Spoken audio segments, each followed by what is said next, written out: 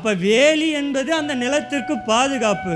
கர்த்தர் தான் நம்முடைய குடும்பத்துக்கு பாதுகாவலனாக இருக்கணும். ஒருவேளை கர்த்தர் நம்முடைய குடும்பத்துக்கு பாதுகாவலனாக இல்லைன்னா எல்லா விதமான விரோதமான காரியங்களும் நம்ம குடும்பத்துக்குள்ளே என்ன பண்ணுறோம்? அல்லேலூயா. அவன் ஆலோசனை சொல்கிறேன்னு வருவார், இவர் ஆலோசனை சொல்கிறேன்னு வருவார். எல்லாரும் நம்முடைய குடும்பத்தை எப்படி தெரியுமா போடுவாங்க? பிச்சு போட்டுருவாங்க. அல்லேலூயா.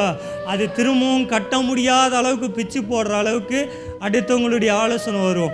நம்முடைய வாழ்க்கையில் ஒரே ஆலோசனை யாருன்னா கர்த்தர் மட்டுமே இருக்கணும். அல்லேலூயா. இந்த இடத்துல அந்த சங்கீதத்தை எழுதுகிறவர் சொல்கிறார் 14வது வசனத்தில், சேனைகளின் கர்த்தாவே திரும்ப வாரும், வானத்திலிருந்து கண்ணோக்கி பார்த்து இந்த திராட்சை செடியை விசாரித்து.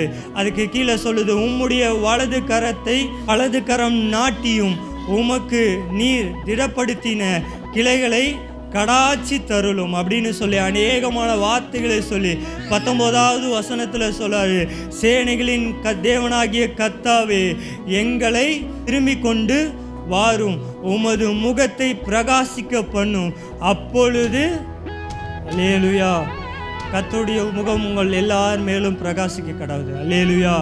நீங்கள் கர்த்தரை சார்ந்திருக்கிறவர்களாய் எகிப்தின் பழக்க வழக்கங்களை விட்டு, எகிப்தின் நாச மோசங்களை விட்டு, எகிப்தினுடைய எல்லா காரியங்களையும் விட்டு கானான் தேசத்துக்குள்ள மனப்பூர்வமாய் கர்த்தருடைய சமூகத்தில் வருகிற ஒவ்வொருவருக்கும் ஆசீர்வாதமான வார்த்தை என்னன்னா, அவருடைய முகத்தை உங்கள் மேல் பிரகாசிக்க பண்ணுவார். அல்லேலூயா.